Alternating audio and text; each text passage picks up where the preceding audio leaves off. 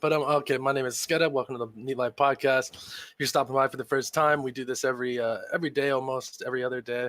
We just interview subcultures, stuff like that. Get into the meat of it. Have people come on. This guy said, "Good job, thank you for the humble praise." With us tonight, we have Honey Moose. Honey Moose, go ahead and introduce yourself. Hi guys. I'm a regular white guy that lives in California. That's a solid introduction. We got Jimbo. Hey, what's going on, guys? I'm just a New Yorker. I don't do anything bad. I'm cool. I'm cool. By the way, if you want some pressies, hit my line. Pertrexia. Yeah, I'm Trexie. I'm a witch. That's it. And Sid, I think, is busy fixing the stream. And then we have a new guest, Skeleton Jelly. Skeleton, say what up to the peeps. Oh, hello, everybody. To our peeps. I'm Skeleton Jelly, and I'm an individual. This is a solid description of yourself. My name is Skeleton Jelly, and I'm Matter.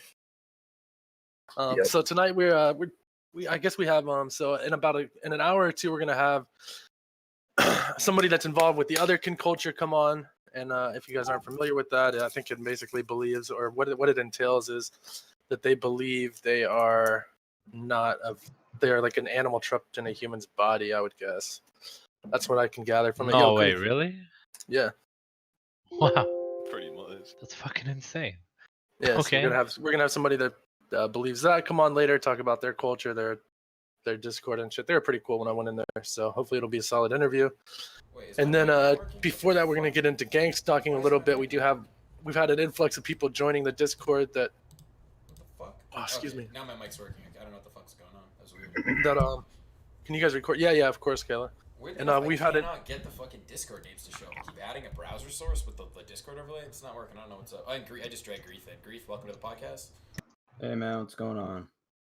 Grief, what up, baby? How you doing? We're just excited to hear this, man. The gangstalker guy we got, he can't come on voice, but he has like a website with his story and like he's been so I was gonna for like 2 hours. I'm not gonna lie, reading that shit like hurt my brain. Yeah, you can hear all sorts of stories. I'm actually reading. I was reading one. That was pretty much just like he thought that they were interacting with his brain through microwave communication or something. Yeah, the Juggalo shit does. Oh, that's ears. Is he in here? Hey, I thought he was. Did he leave or did we leave him down there? Protexia says ooh in the chat. I feel like he's probably taking calls at work, to be honest. So he's probably just. Oh, okay, yeah, true. I guess it is. Customers. All right, we got the names on the Discord. Fine. I don't know why that took me so long. That was weird. Sweet.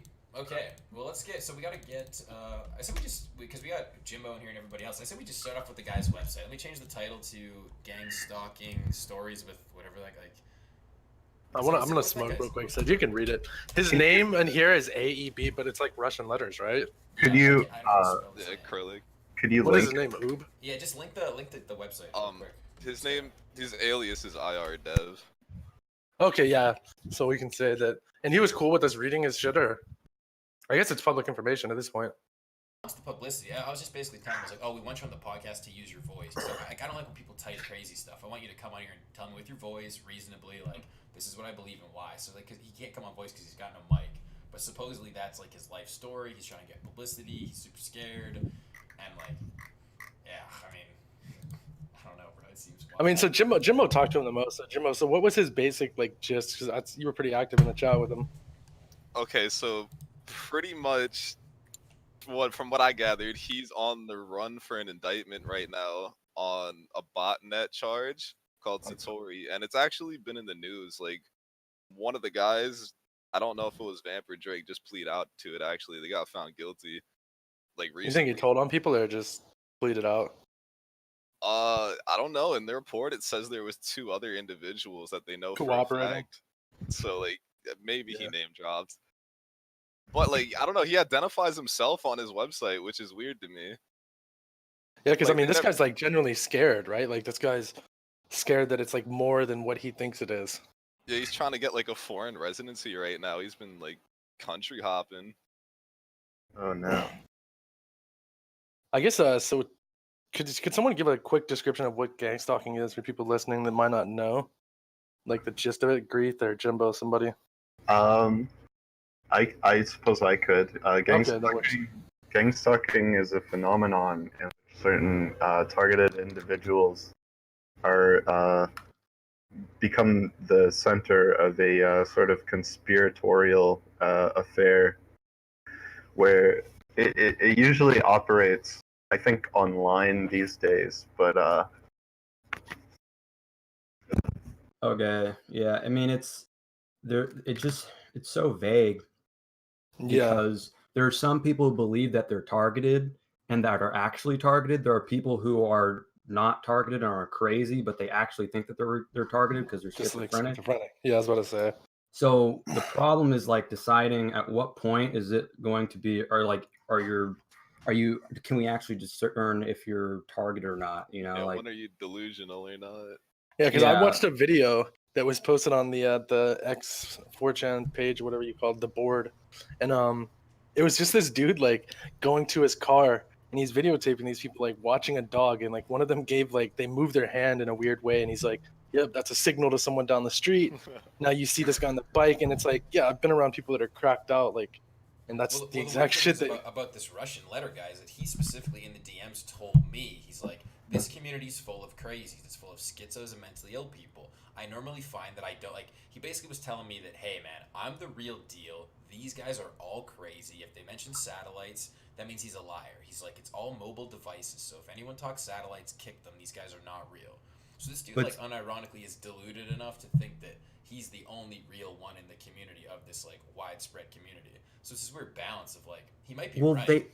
they all say that though. They all say that like I felt like I'm reading off of this off a post, and it says on January 7th, 2017, I felt their purpose was to destroy my phone because I had the impression that there was a magnet in it. So they thought that like he thought that like because his phone was fucking up that they had magnetized his phone, and then like they're in his phone now. So like it goes from the cell towers to their phones to like vibrations that they feel in their head. You know, when your ear rings, sometimes they think that they're like in their ear. Like you can't like really trust anything they say. That's all I'm saying. His website is actually down, boys. That's very Maybe they got him. paranoid, though. Like, this guy isn't as extreme with it, in my opinion, though. He's a little more reasonable, and with his story, if you believe it, I'd say there's more of a basis to why he'd be getting followed. Well, because that's His what I website was is thinking. down, I was dude. that because he actually is like he supposedly can show that he wasn't in doing some hacking activities. It's like it. That's the thing. It's like about this whole idea. Is this like unironically could be a real conspiracy theory, and that like because there's a bunch of schizos who say this shit, the dude like him who unironically might be like he actually is doing hacking. What if he actually found out some shit that's screwed up, and now no one buys his shit because everyone else in here is a schizo? Yeah, they co-opt the movement. There's this YouTuber called Meegs and she pretty much just like believes in literally anything she comes across, and it happens in fucking in paranormal, all paranormal stuff that were like mostly women. I mean, I don't want to be sexist or anything, but mostly women come into here and they say like, "Oh, I see fairies," and I'm being followed, even though like I work at Best Buy. Like it doesn't like really. They don't connect in any way. Like it doesn't make any sense. Like how can you see fairies? How are you a fairy? How can you like whenever you ask or go any deeper, then there really isn't anything to connect with. So I wish you guys could get that Russian guy in here. So we could, I wish it. I mean, his website is down now, so it's either being Is it? Wait, Tito so started- literally the Yeah. website, Took it the down. website he just linked is no longer available to look at after we decided to publicly disclose it. Let's be real. Yeah. As much of a meme as that, like, did he take it down to meme us so we can't look at it, or did this guy Oh, wait, get actually, DDoS? I have from it his open. I'll send you Oh, guys okay. the webpage. Oh. Hold on. Based. Okay, because I want to hear this story. I never actually looked at it. I didn't want to I click mean, his 'cause- website in case he was like, I don't even know what he's doing. I was like, I just don't want to click this random link from some Russian. I One think I'm sec. getting the term gang stalking mixed up with something else. Because I thought gang stalking was people who kept up with the goings ons of certain gangs, like people who are like Or like in the Crips and Bloods and stuff. No, this is like people who like think they're being like followed by organizations and stuff. So they like. Oh, it's like- okay. It's like a Okay, shared so- delusion in a certain so it sense. has nothing to do with prison gangs. Mm-mm. No. So Okay. They think it's once like I get the back CIA, inside, I'll it's read the it. I'm I'll getting read this FBI. mixed up with something else. Yeah, they like think it's the CIA, the FBI. Like, I mean, this guy in particular thinks like because of this like botnet and this other stuff he was doing with hacking that like basically the It's CIA usually is, government related, right? Yeah. Yeah, I mean, he said he did something. He stole somebody from the CIA's identity or something. Took their social security, something like that. Yeah, he Yeah, he basically, said it he was basically personal. doxed a federal. He basically doxed a federal agent, right? Yeah. So let's see. Here's his story. He says, "My story. My name is John Aaron Benz. I'm a 19-year-old high school dropout who may have messed with a CIA officer." And he gives the officer's full name. I'm not going to disclose that. He says, "And I was kidnapped and psychologically tortured for this." He said, "This is where my story starts. On July 7th, 2019, my mother," he gives his mother's full name, which I'm not going to read, "purchased a seat on PC 1019 from SAW to Munich for me, if I'm remembering correctly." He said, "My mother and I's row and seat number were 10 ED. That same night, I went to the restroom at Sibia Gokin Airport. I don't know where that is. And overheard two men talking outside the bathroom about how they were going to blow me up, or patlama in Turkish. He said, I realized that they were going to try killing me and pressed the emergency alarm to call a security guard." So it's like at this point, that's when I think like that's like some mental health issue, man. You like hear people and you just instantly go into full alarm. So that's my take on that. Gotta agree. It's a part of the neural link.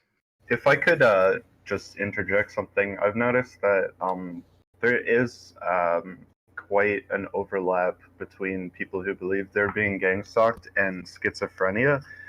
The thing with schizophrenics is they can't be dissuaded from their opinion. Yeah, because they believe in their delusions. That's literally the whole thing with schizophrenia is you believe these delusions are real because you know them to be real in your life. Right. And so he continues, after pressing the alarm, the men dispersed and the guard saved him. That's all he goes into detail right there. I'm guessing they probably just removed him from the airport or the bathroom, you know?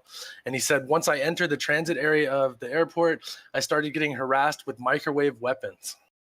After the plane took off, so I'm guessing he was allowed, so they're attacking with microwave weapons. He gets on the plane and he continues, after the plane took off, I noticed a male and female in the seats behind me. He gives the seat number 11 ED, which would be behind where he was in 10 in ED, discussing how they were going to kill me with a poison needle. How someone named Hussein Sengel said I was a dirty Russian. That's in quotations, so I'm guessing he's quoting them on that. And how I was accused of being an ISIS member and fraudster. I notified a flight attendant of this situation. And at this point, that's when I'm like, yeah, this is like literally, I've seen people that are like cracked out on Chris do this exact same shit. Like you're so desperate for help for these situations that you think are happening. That's just my take on it. That does sound real paranoid, schizophrenic. Yeah. And he continues, I notified the flight attendant. The attendant told me that the aircrew was making the male and female drunk while notifying German police of the situation. I don't get what he means there. Like they were giving these people liquor to calm them down, I guess. He continues that German police ultimately never came to the plane. I would guess that they're in the air at this point, right? And like, I don't think the police can just get on the plane. Unless this all happens like as soon as he sits down, because there's no real storyline of if the plane took off or anything. And so some more information is probably needed there. He continues that the same aircrew member attempted to dissuade me from contacting them by saying that the German police will investigate those two individuals regardless, and you don't need to contact them. So they were probably just trying to like that. What I get from that is that they were trying to calm this guy down. You know, he's like literally having a nervous, paranoid breakdown. And so he continues, after I went to immigration, I provided a small piece of paper which indicated why I wanted protection in Germany. Some officers came and took me to the Bundespolizei station in Germany, where I was put in a room. I then heard my mother and all of the officers discussing some topics in Turkish, in quotation, or in parentheses, not German. So that's where he was, right? He was in Turkey? No, that's where he is now for sure. He was telling me, he's like, oh, I'm talking about the Turkish government. See, like that to me just reads entirely like, it's like, yeah, so he's having a breakdown. He gives a piece of paper to someone and it says, like, I know secret information, protect me. They're like, holy fuck, we got to get this guy into a station. Like, yeah, immediately. Like, there's definitely two ways to read this story. Yeah, from exactly. His perspective and then like how people are looking at it. Like, this just sounds fucking insane. But yeah, continue. And so he continues, some officers came and took me to the station in Germany where I was put in. Oh, so this is in Germany. I then heard my mother and all of the officers discussing the topics in Turkish outside of the room, and a male and female officer discussing how they might exit me. Exit being a code word for killing. So they probably said, I mean, like, that can be like, he just heard them say exit, and he's like, oh, exit means they're going to kill me. Then, like, because I've been down this exact thinking on drugs. And so he continues, I also heard the two officers discussing how I was an ISIS member. I have never been affiliated with ISIS, and they had saved me by sending me to a mental hospital instead. And like, see, right there is like when you're having delusions or like full on psychosis, you definitely are hearing things that aren't being said. Like, and you're taking things that are, there could be two people walking down the street. This is like a huge thing for schizophrenics. And you could think that these people are planning to attack you, you know, and it's just like an old ass lady with their fucking Yorkshire Terrier. And it's like, oh, that dog's a fucking trained attack dog. These people are coming to kill me. Like, and so he continues. An ambulance came to the Munich airport at the Bundespolizei station. I'm not pronouncing that correct, I'm sure. And he said the ambulance workers talked about how someone named Rosenberg wanted blood on the trip and how the FBI was after me in an attempt to psychologically break me. So he's like implementing all these American authority figures. Like, and he actually said that the FBI wasn't involved with it. That's why this is weird that it's in a story. Says, once the ambulance arrived at KBO Tafriken, I heard a Turkish Bendapolosi officer and the staff discussing how they were going to fry my brain with gas and make me mentally incompetent. I was taken to a back room by force, and in this room was a special fan with an aerosolized spray and a live-streamed camera. I was later given what I assumed was a liquid neurotoxin by a staff member at the facility. It was this at this point, I bet they're just trying to give him like psych meds, like either Ativan or something like that. He said I pretended to swallow it and later spat everything out. The liquid also happened to make my tongue numb. Several hours after, I started faking mental disability. Okay, so this guy's like, well, they want to make me retarded, so I'm gonna go full retard. A lady from this, That's like kind of a good move, though, isn't it? You're just like, you know what? He was scared of his mind. Yeah. Sounds like they gave him a sedative to me. Yeah, that's, I mean, because I've been to the hospital for stuff like that, and they usually give you an Ativan shot and try to calm you down. A lady from the CIA and my mother came into the room, and I also heard a helicopter outside the facility. I mean, it would make sense if this was somewhere by the airport, you know, like you're going to hear helicopters and planes and things like that. I noticed that in another gang stalking video. The guy kept talking about planes flying over him. So it's like, well, anyone that lives anywhere near an airport is going to hear planes and things like that. I noticed that. That's why this shit is so like hard for me to take in. He continues, the CIA lady told my mother that I was now mentally disabled and would not be I would be going into a plea deal, as this would be the easiest way out for me after I'm indicted. I continued faking the mental disability. A Turkish doctor also came into the room and talked about how they made me rot. Like it made his brain rot. The same lady from the CIA also told my mom to throw away any hotel or coffee shop receipts that indicated that she was in the town. A day or so after these series of events, the personnel at KBO, whatever the word is, Tafriken, apparently figured out that I was not really an ISIS member. I was eventually discharged, taken to the Munich airport in a van and illegally denied political asylum and thrown on a Pegasus flight back to SAW while in plastic handcuffs. His mom probably just like zip tied him and brought him home after getting released from the mental hospital. When you said Pegasus, my mind went directly to like Pegasus as in the horse. Wings. I'm sure just like an airline company. Right, on his website, Yeah. he has a link to a view of the facility he was held at by the Germans. And if you look at the left, it literally says it's a hospital. I'm pretty sure that was like a mental asylum he got sent to. Yeah, I don't want to like shoot this guy down, but it's, I mean, just like if you look at this from an objective point of view, like it literally just sounds like someone's like delusions of what happened to them while they were at a mental hospital for having a breakdown. Yeah. And it says, on a flight, a man and lady from the Turkish National Police were waiting and told me that 1, the US government wanted to prosecute me, and 2, I would be getting a report from a mental hospital as a formality for everyone involved. And he says, I will cut everything short here. So that's the end of the story. My take Well is just then. with all this stuff, it's like if That was you were right. actually being targeted by one of these gangs, we wouldn't be hearing of you, like you'd be dead, right? And it Yeah. just, I don't know, it just seems just phony just because it just, like, they're not dead, nobody's trying to put them in any sort of asylum, like they're just allowed to like wander around and tell people with no repercussions. I don't know, it just seems kind of phony to me. That's my take on it. Like if these organizations really wanted you, it's not easy to, I mean, it's not hard to make someone disappear. Dude, they got Yeah. Epstein. Why would they not be getting Joe Schmo? Like that's the don't think okay, but I want to hear what Skeleton Jelly has to say, because Skeleton Jelly is like sort of part of the target individual group. Oh, they said target individual wants to come on as well. Okay, we can bring her on. Tell us your thing, Skeleton Jaloo. Oh, should I speak about my experiences? Yeah, like talk about the crosstalk, like your background. Yeah, just start off with yourself, and let's just go from there. Yeah, so I mean, I don't really know if I qualify as like a targeted individual because my experiences are a bit different with the whole thing. But I was speaking with Sid before stream about how I've been experiencing perpendicular crosstalk on my computer, and I believe that this is gang stalkers trying to communicate with me, trying to sort of disturb and deflect what I am trying to do.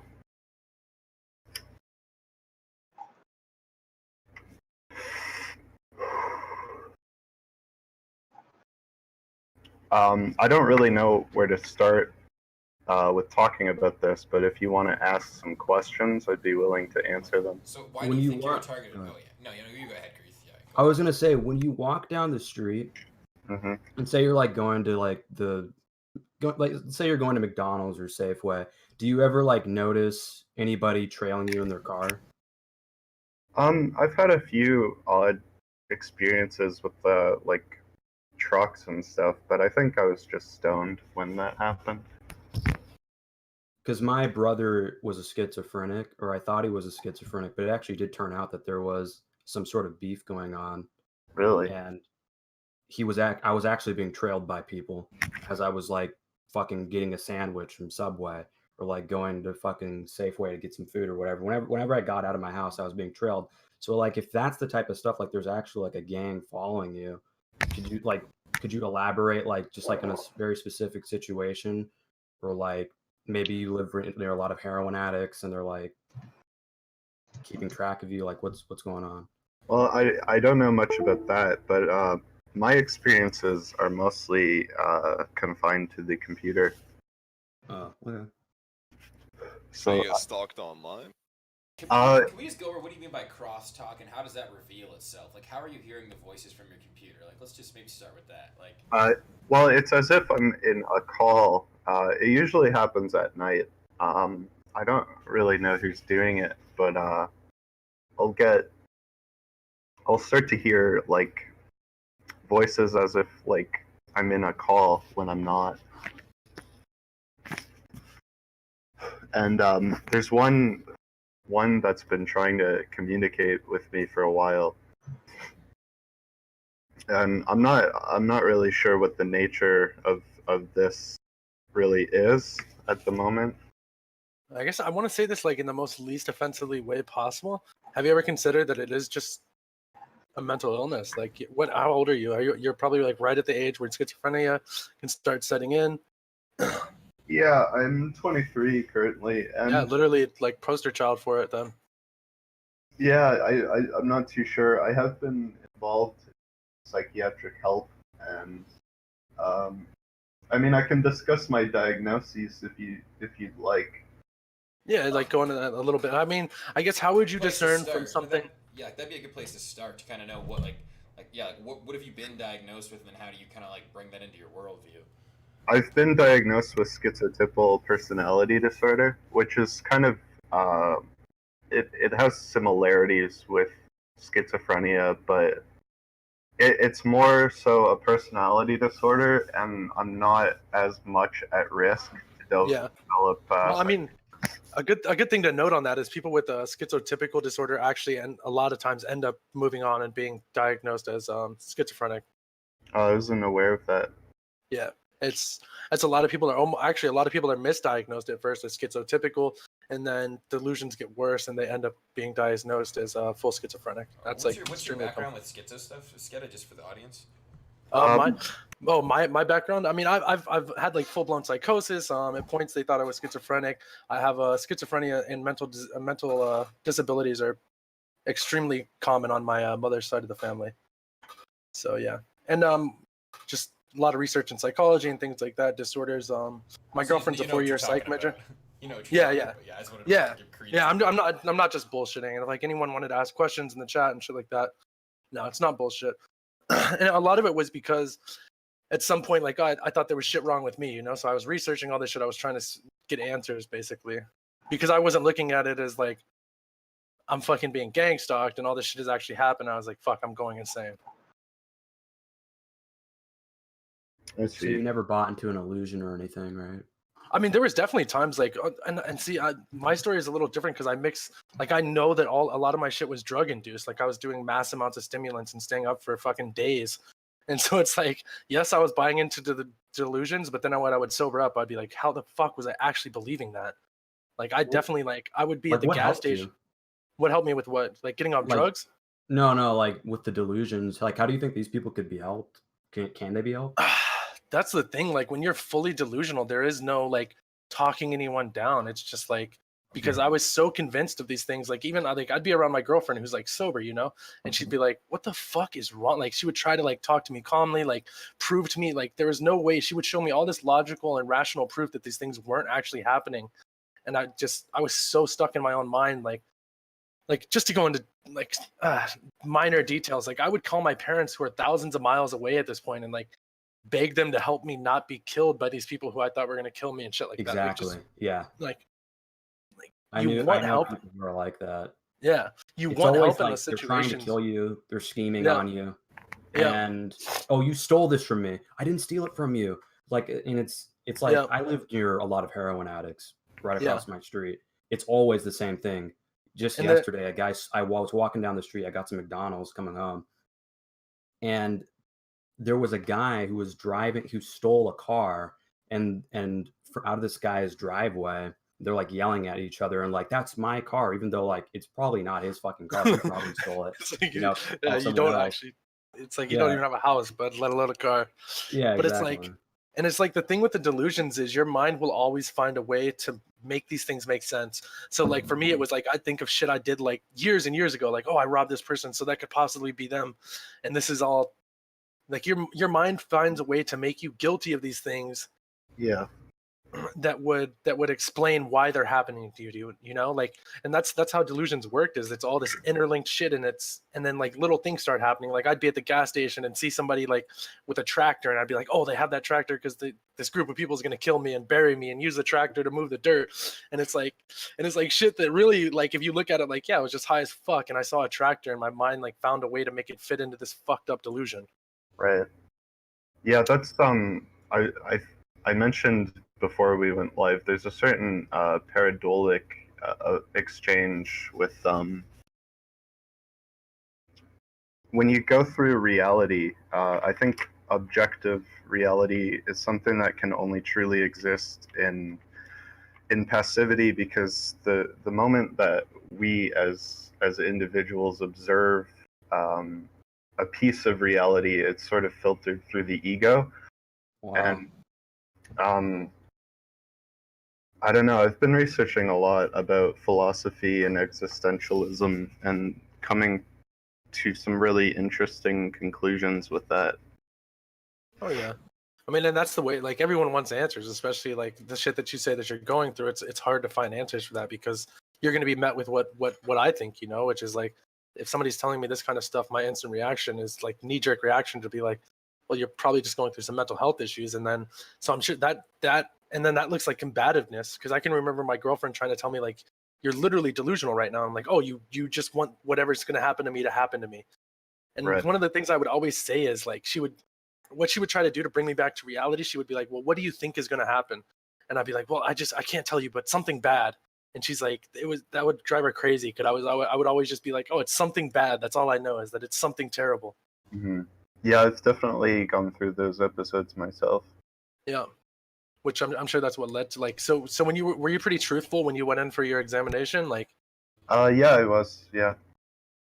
I mean, it took me a bit to sort of be properly open about some of my experiences, just with like, I don't know, I've had trust issues in the past with certain people, but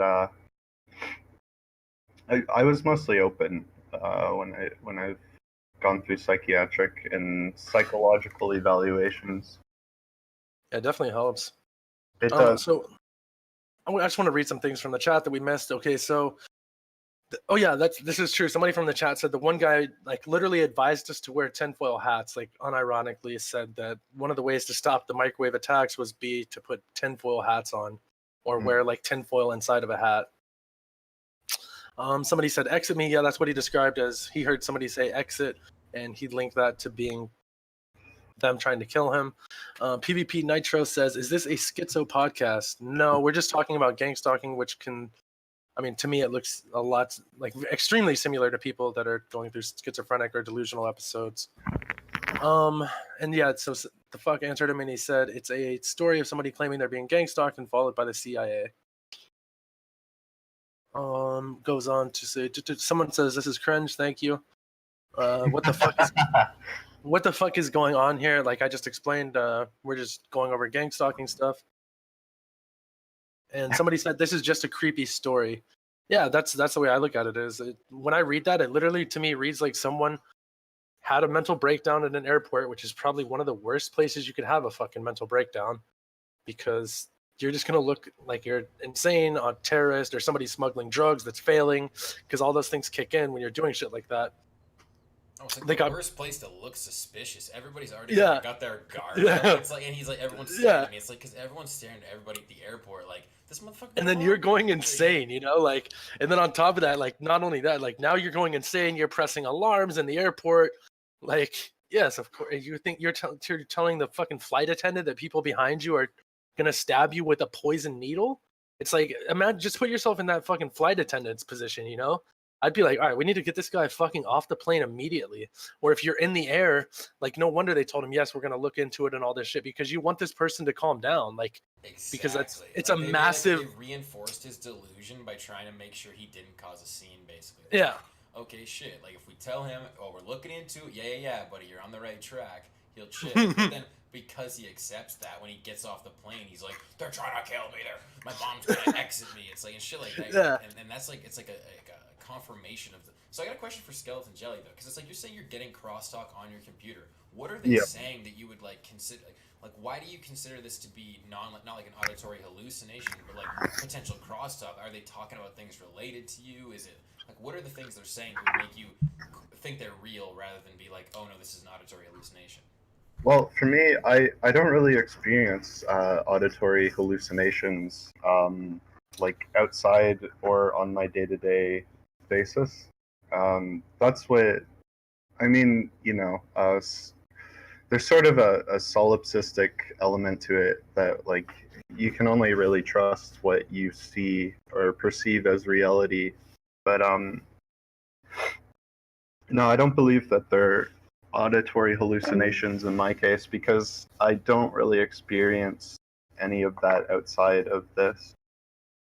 All right, just a second. I said they want you to turn your microphone up. Apparently, you're really quiet. Actually? No, not you, Skeleton Jelly. Just said. No, I think it's just coming through the podcast. It's quiet. Yeah, because you just keep It's hearing all my probably clicking and stuff. It was so loud, and like I was listening to the Jamie clip, and I could just like hear myself clicking, and it's so loud. So I turned my gain way down, but it's probably better now. Yeah, so just let us know if it fixes itself. Yeah, but see, the thing is, like, I get what you're saying, but at the same time, how can you determine what's a delusion and what's not if you're delusional? That's a good question. I suppose in a sense you can't really, I mean, fully. When you experience something that's like outside of your understanding of the way reality works, it is very puzzling, and it's very hard to parse that information and whether or not that is misinformation or not, caused by synapses misfiring in the brain or. Mm-hmm. So what are the things that make you so sure that it's real? Like that's the part I really want to get down to. Is like what about what you're hearing really makes you go, there's no way this is in my mind. This has to be real. Like what are these? Like what are the things you're hearing that are convincing you? Like oh no, like this is like you're basically intercepting information you shouldn't have essentially. So like why do you think that A, you have the information, and B, that like it's meant? I don't know. Just like I'm more curious on how you differentiate between. Because you're aware that you have like some schizo tendencies, so you're like obviously on edge about what you accept as reality. So what is it that like confirms the reality of your gang stalking stuff? Like what is it that really to you signifies why this is not delusion? In a sense, I think there is definitely a sense of uncertainty with me where I can't really be 100% certain, but I mean, I can certainly speak of my own experiences, and I mean, I suppose you could decide whether or not to. I just want to hear like what in your life or your experience, what can you tell me that is your reason for justifying what you're saying, basically? Because obviously you've given like there's a reason to doubt it with your past. So it's like when you tell me like, oh, I am certain I'm having crosstalk on my computer. This is from government agencies or from external people. Like, what is it that's actually solidifying that feeling you have? Well, I don't think it's government agencies per se, but it's I don't think they're necessarily against me and what I do. I haven't really worked out the nature of these interceptions, but I'm getting a lot of coaxial flutter on my unit, and just like a lot of perpendicular crosstalk. You say some stuff like that, right? Using like, I see you said coaxial something and then perpendicular crosstalk. But what does that mean? Like, give me some specific sentences or paragraphs you've heard. Like, just give me a conversation you've intercepted. Well, one, I mean, it's mostly innocent. For one, I mean, I've had this individual, I don't really know the nature of it again, but they've tried to make communication with me through my computer. I do freelance work, and I'm kind of a coder in my free time. So I don't know if that has anything to do with it, but I want have a to. question. When you say they try to communicate with you, like you can't understand them, like what do you mean by try? yeah, no, like I said, it's almost as if I'm in a voice call when I'm not in a voice call, and yeah, it comes through like a sort of grainy microphone, and usually there's a lot of coaxial flutter, so it's hard to really understand what they're saying. It's a lot of like white noise and stuff. Like A lot of warbling. I don't know if like it's an adapter issue or I've tried checking the wow ratio on my unit, but I'm not entirely certain. Skeleton, can I ask you Yes? something? If you weren't on your computer, do you think you'd still be gang stalked? Because I feel like the whole schizophrenic delusion thing traveled from the devil to like the Computers. FBI to the CIA, because I know like there's so many schizophrenics walking around the street talking about the devil and how they're being watched and he's watching me. Like it seems like it just Well, translates to the next thing that you're most closely Yeah, the related technology. if to. if I may interject for a Go moment, ahead. I believe I don't know if I stated once we went on, but I don't really feel that my experiences are sort of conventionally overlap the With usual. gang stalking. So, like, Yeah, the would you usual rather gang get stalking blacked or experiences. bleached? Yeah. I do believe that higher beings are at play here. I don't really believe in the devil, though. Sorry to interrupt. Let's go. Salty Taco, thanks for the follow, homie. You're now in Neet. Let me know if you want to be blacked or bleached in the chat, please. And one of the so what the Grease brings up an excellent point. One of the things like that I definitely think about that is technology has made like this whole new side to schizophrenia or mental disorders in general, because I can remember like being so delusional that I would like type messages into my phone that I thought like somebody else was reading, so I'd be like, stop fucking watching me.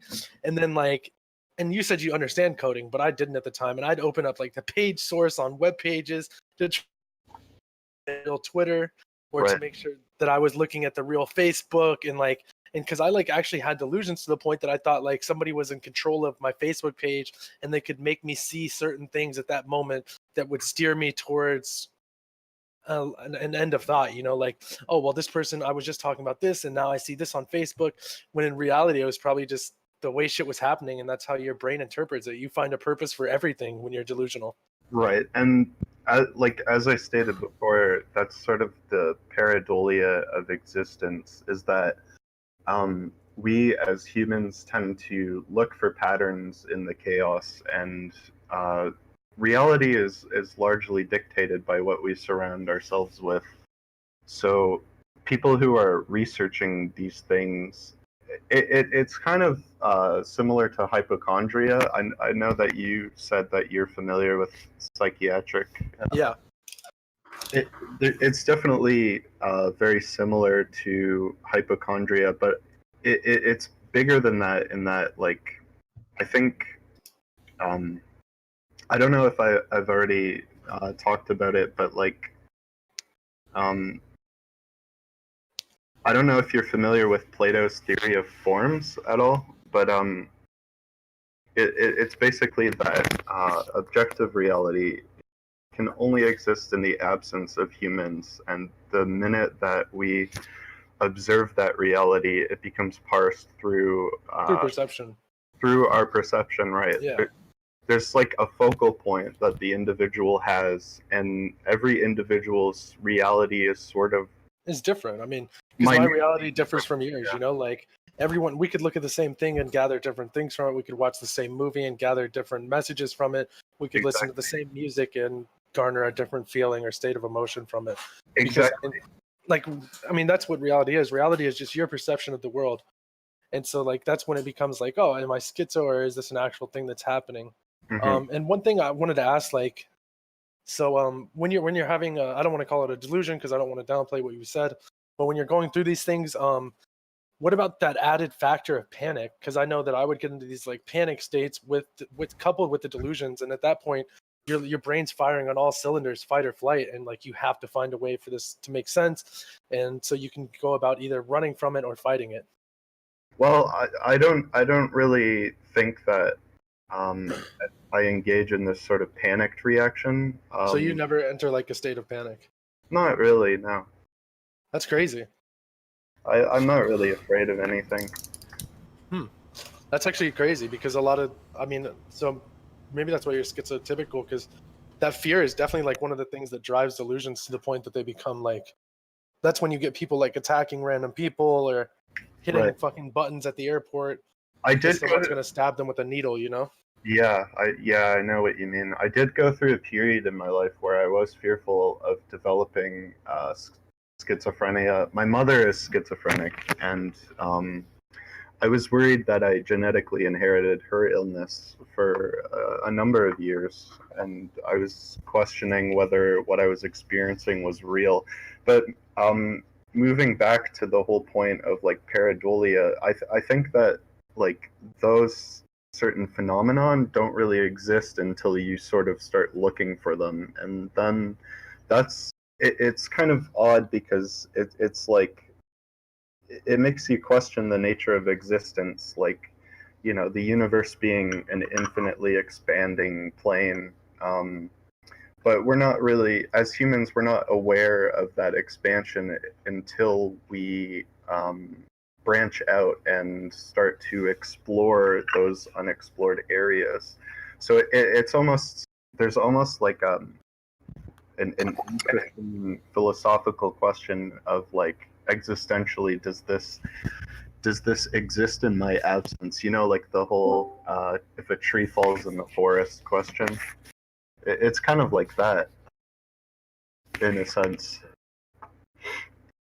But I don't know. I don't know if you're familiar with ectoplasmic drift at all. I'm still not fully in understanding of what that means. I've been researching, and I still haven't put all the pieces together myself as to what I'm experiencing and the nature of my experiences. And I'm still open to, myself. I'm still open to the possibility that I am experiencing delusions. I've definitely had psychotic episodes in the past. Like I've had. It's like a hard thing to come to terms with, isn't it? Like, because I can remember being there and then like ending that crossroads where it's like, are these things actually happening, or? Yeah, you kind of take a step back for a minute and sort of like, you know, observe everything like it's a chessboard, and like try to look at how everything transpires and break it down to the fundamentals of it. Yeah, I mean, I've definitely been at that crossroads myself, and it's like, I don't know. I think you can work through it, like, and it either is actually happening, and then like, I mean, if you really are intercepting all these things, I mean, what is your end? Like, where do you go from there? Like, well, so far they haven't really harmed me, so I don't have any any reason to believe that if I am being intercepted, that this is a malevolent thing. I don't really know. And I guess another question like that people come up with for the gang stalkers is, why would this be happening to you? And then if anyone wants to ask any questions from the chat, just go ahead and drop them in there. I think the answer to why would have to depend on the individual and their individual experiences. Yeah, Like, so I mean, like, so your experience, why is this happening to you? Is it random chance? Is it just you happen to be wired the right way? well, right now I'm working on a time machine, and I intend to transmit myself back in time 20 years. We're currently on the cusp of 2020, and if you look at zeitgeists, these tend to happen in the course of 20 years. So we're on sort of a solstice, so to speak. We're approaching I don't really know how to word this, sort of a cosmic solstice, excuse me, heading into 2020. And if you look at what happened 20 years ago with the whole Y2K scare, this isn't coincidence. I mean, so with your time machine, is it like the one from Napoleon Dynamite? Yeah, the time machine modulus. I haven't hurt my balls on it yet, but you got the good crystals though. That go would on you top? would you hurt your balls like if it came down to it? As like a martyr kind of situation, I don't know, maybe. You said you're working on it. You got like schematics to this time machine or anything? Yeah, I do have schematics Oh, right shit. now. Can you drop it in the chat? Do you not? Well, it's all my own notes, and it's patent pending. I'm not sure if shit. I'm comfortable with that, but Nah, no problem. I mean, gigawatts. How are you getting the gigawatts? Like, how many gigawatts of power, and how are you getting them, boy? You gotta explain that to me, boy. I've seen back. Was it Back to the Future? I seen it. How are you getting the gigawatts? You got uranium. What do you got, boy? Tell me. I mean, I'm willing to discuss that. I'll say that the crystals that I'm using are mostly moonstone and black onyx. Black onyx. I get blacked by that all the time, boy. So where did you get a moonstone? I just bought it at a gem shop. Is that like a chakra? Yeah, it's like a chakra kind of thing. Oh, nice. You can find them at New Age stores. They're pretty easy to come by. Although it's hard to get the right kind, because moonstone is sort of a general term these days and refers to a number of different crystals. So, like, And I how guess to power it though. You do have to power it, yeah. I have tarot cards, which I use Oh. part of the machine. I've been researching. I'm hearing a lot of laughter, so I'm kind of wondering if this is the right place to voice in this. But no, I mean, it's just because you gotta just look at it objectively. Like, I mean, you if someone just was to claimed tell you you the could same make a thing, time machine. You just claimed you could make a time machine. So you went from something kind of reasonable to your computer's picking up communications to saying, "Oh, I'm using 2 crystals to travel back 20 years." Yeah. So how did you get into time? My first question is, how did you get into designing a time travel machine? Like, is there resources? Like how did you alone get into it? Like, where do you find the resources to work with and stuff? Like, well, it started with my I'm not really comfortable posting schematics or anything right now. It's just sort of scribbles in a notebook at this point. I haven't officially scanned any of them even, but I've been researching primitive technology, and one thing that I've been researching is the yin yang as the first binary system of the universe, and this gets into sort of like the whole existential belief that we are living in a sort of simulation. Yes. Yeah. And I don't really believe that that's true in the sort of traditional sense, where like I think people think of like the Matrix and like actual computers, but you have to think of it as like when you start thinking of like primitive technology, like for example the pyramids as a chart for the stars, that's where it starts getting very metaphysical. But that's sort of where it operates. So a question from the chat. Someone said, where do you put the tarot cards in the time machine? Like, are you putting them in the spokes of a bicycle, like when you want it to sound like a motorcycle when you're a kid, or? Oh no, you have to line the tarot is a modular system. So you have 22 cards in the major arcana, and I believe I want to say 52 or 56 cards in the minor arcana, and it all has to do with how you line them up. Just like it sort of touches on the same principles as astrology, with how I don't know how you gentlemen feel about astrology as a. If she believes in astrology, is it a red flag? Heck no. I don't believe so. Okay. I think- Really? Oh, so you think it's a green flag?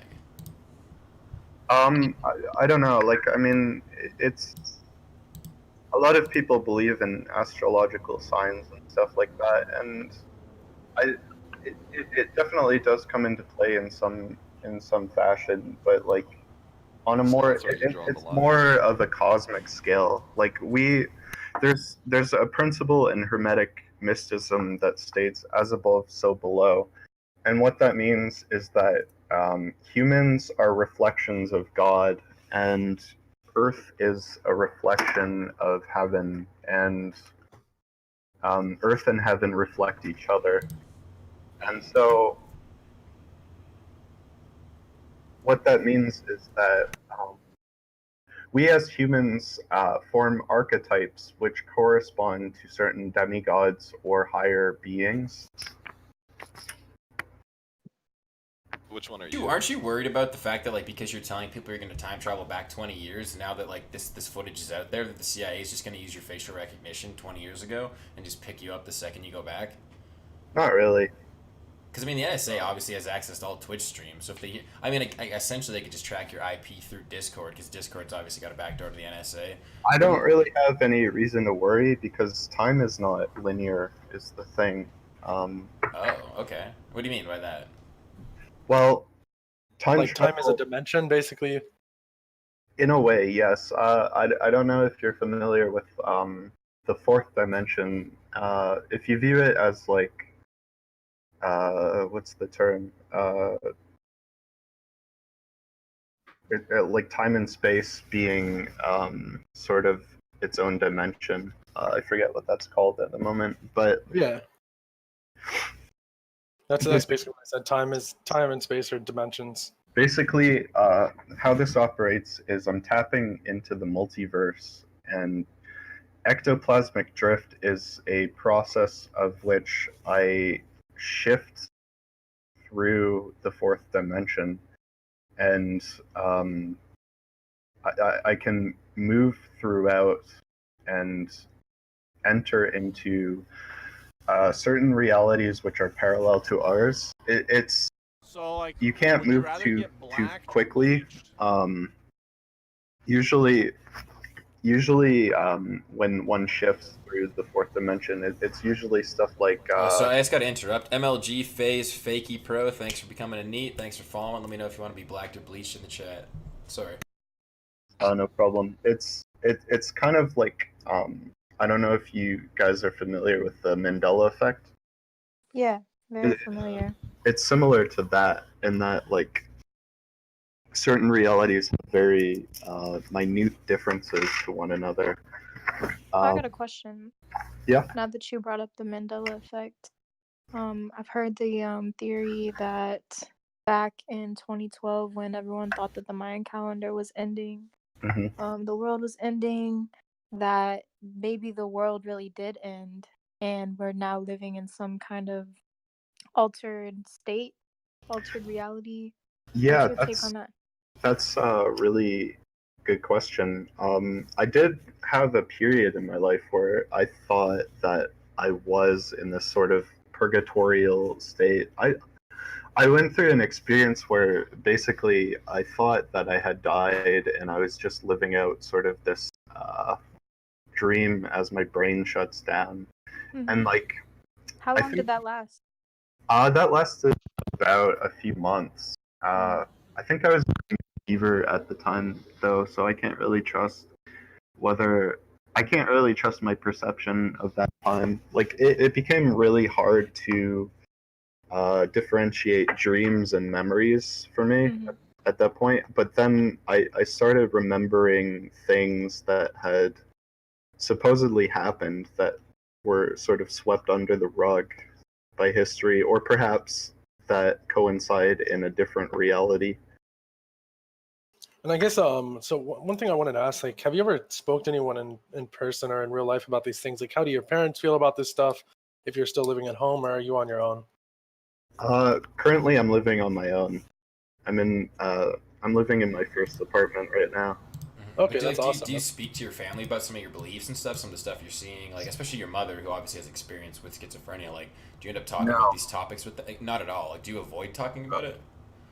Yes, especially with my mother, because she's not at the place where she can parse this information. And, like, if I were to speak with my mother about this, she would start working it into her own delusion. So yeah, that's what I mean. Like, I don't do that because my mother is very far into her illness, and so she's at the point where, like, there's just no reasoning with her. So I don't speak to her very often in general, and when I do, I keep it very candid and just speak about my day-to-day basis.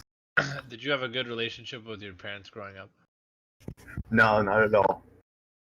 It was pretty rough. So at what age did you did that kind of come to be? What do you mean? What age did I move out? you mean like his beliefs and stuff, or? No, like at what age did you start like having disagreements with your parents, moved out, that kind of? 1 second before you answer that, Skeleton Jelly. Somebody asked, does he have any mental diagnosis, and what illness does his mother have? He said earlier that his mother was full-on schizophrenic, and he's been diagnosed as schizotypical. So. Right. And what that means, I don't know if you're interested in researching the diagnoses, but people with schizotypal are prone to experience delusions, but it doesn't really operate in the same way. Usually the illness comes from being raised by a parent with schizophrenia, which is my case. Yeah, and there's lots of things that, I mean, like, even you, I know you said in a Discord chat that you're an everyday smoker, and, like, I mean, it's been, like, scientifically proven, leagues of studies and scientific journals on it, that smoking weed, like, definitely plays into schizophrenia for some people and can lead to a full-on schizophrenic disorder. And do you think, like, do you ever think about that, like, that maybe you're doing things or practicing things that might be furthering? For me, marijuana helps me meditate, and it does help me see these things, but I always come back after I've finished smoking, so I do not really fear that I'm at risk of developing any further. See, the thing that people don't really realize with schizophrenia is that it is a degenerative disease, which means that, like,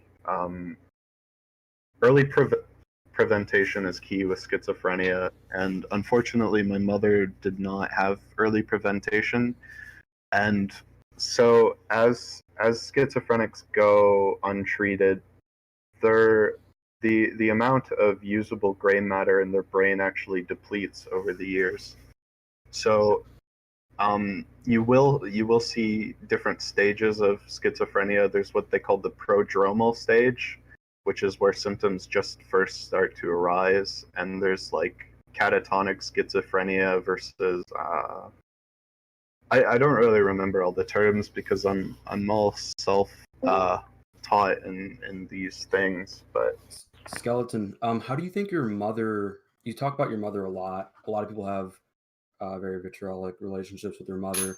How do you think your mother shaped your thought processes now? Because it seems like you're very open to fringe ideas, and it doesn't seem like you're willing to question them a whole lot. I actually went down your same path in a lot of ways, and slowly started to see my own mind go as I studied, like, hermeticism, because there's a lot of, it changes your perception of how you perceive reality. And how you understand what God is and what your mind is and all that. How do you like? And how do you question any of these beliefs? Because once I started questioning them, I started driving myself away from it and actually seeing it from an outside view. And I think that could help you by creating some sort of system and questioning beliefs that come to you that are new, because it can be really harmful when get into any old group of people and they start saying all this stuff and you're reading all the books and you're not really prepared to test these ideas inside your own mind. Like, how do you test these ideas, or do you just take them for granted? That's a good point. I'm not totally adverse to questioning what I'm experiencing. Can I just say something? The reason why I question why I experience things is because, not to shit on Protaxia too much, but I went into a message board. I read so much of the literature. Like, I read all of this stuff, and I felt like I had a good understanding of the certain sects of mystical art that I was that I wanted to join in these discords. And these people would continuously tell me that, like, oh, I saw a Varg heist in my fucking bedroom. Oh, my friend is part fairy. Like, I'd read in these books that, like, these sorts of things aren't what you think. Like, there's actually vast literature describing these creatures, and they're more like metaphors, if anything, or just random folk tales. There's also other beliefs that, like, magic and being able to call in storms was only able to be done by men. And, like, is that true? Like, I think that what I came to was that everything that is metaphysical can only be experienced with the individual themselves. And when you're trying to, it seems like when you're trying to, like, make these you're trying to interconnect everything and say that you know so much, it's you're deluding yourself, because it's literally impossible. You have to give up there. I mean, even the tarot cards that you talk about were just things that were created in the 15th century after this occultic revolution propagated by people like what's his name, Sir Edward Kelly and other fellers. Like, I mean, like, I don't know, like, don't you ever question these sorts of things? It seems like I just get kind of tired of the people talking about fucking fairies and vampires, and it's like, it's really not like. Oh, it's okay. I don't mind. I'm not so far into my beliefs that I'm willing to fight for them being the truth, as you see with people who are further into their psychosis. That's the kind of what I want to talk to you about, actually, Skeleton. It's like, from what, like, I feel like we're all perceiving is that, like, you're clearly in a position right now where, like, you don't have a strong reason to believe the things you feel like you're interpreting are reality, and these things are clearly a form of the psychosis you already are aware that you have. It's like, is there not a point when you should be like, you should really go to the people in your lives and talk about these things and say, I'm telling people on the internet, even the people on the internet objectively are saying, like I feel like, because I've taken psych courses, I have a university degree, I took a bunch of psych courses because they were easy, and it's like, the way you're describing, like, how you're not sure of your reality, you can't really differentiate why they'd be giving you this information, but yet you're really certain that they are, in fact, you called it, coaxial flutter, you said your parallel communication, whatever it was. It's like, the things you're saying, just, they only spell out psychosis. It just spells out psychosis to me, and it's like, wouldn't you want to go to your parents and your mom who would understand and have, like, the experience and say, obviously you didn't get early prevention, but I'm sitting here in a current case where I'm 23 years old, I have the ability to get early prevention, I can get on meds, I can get help, but because you're having these feelings, shouldn't you, like, really think about, like, we're in Canada, we have a relatively good healthcare system, like, are you not just thinking, like, I need to reach out, like, it's at a clear point where, like, what you're saying and what you believe, because you sound extremely reasonable. That's what's kind of throwing me off, is that you recognize your mom has a mental illness, that you have potentially, like, the propensity to get that mental illness, but then we're in a situation where you're justifying absolutely delusional behavior. And I'll be honest, like it does scare me, because you sound like a regular guy, like, you're Canadian as well, so, like, obviously we have a little bit in common, but I'm, like, hearing you talk, and I'm just like, I find it hard to believe that you can have reasonable, measured responses, but also believe that some big agency is communicating through you. Like, clearly, like, on the social hierarchy, like, you're not near the top, like, you're not on the wealth top. It's like, there's no reason for you to be the middleman for this grand delusion. So well, it's not really a corporeal entity that's trying to communicate with me, is the thing. So what entity do you believe is speaking to you? Like, is it governmental? Is it CIA? Is it extra dimensional? Like, what are we talking about here? It's from the outer plane, from the ether. Yeah, I had the same sort of thing. The thing is, Sid, is that once you're being connected, once you get talked to by things that are like that don't exist and only exist in your mind, it's impossible to explain it to someone else. Like you may even have had some sort of situation like that, but you defer it to like some sort of drug, or maybe like your mind just created it. But since he doesn't question that and he's taking it at face value, that's totally fair. Like I've had crazy ass dreams where everything was real, Right. and like just as real as this, and then I was speaking with some sort of entity that was talking through my mind and not saying words, but I can like feel what it was like. That's the sort of thing where it's like, I like, do I question that? Do I not? Like I thought it was real, but it's not real. Like I don't know. Like if that's what he's dealing with, then I mean I can kind of sympathize with that because I've had the same. Like there's no rationalization. It's really hard to rationalize it.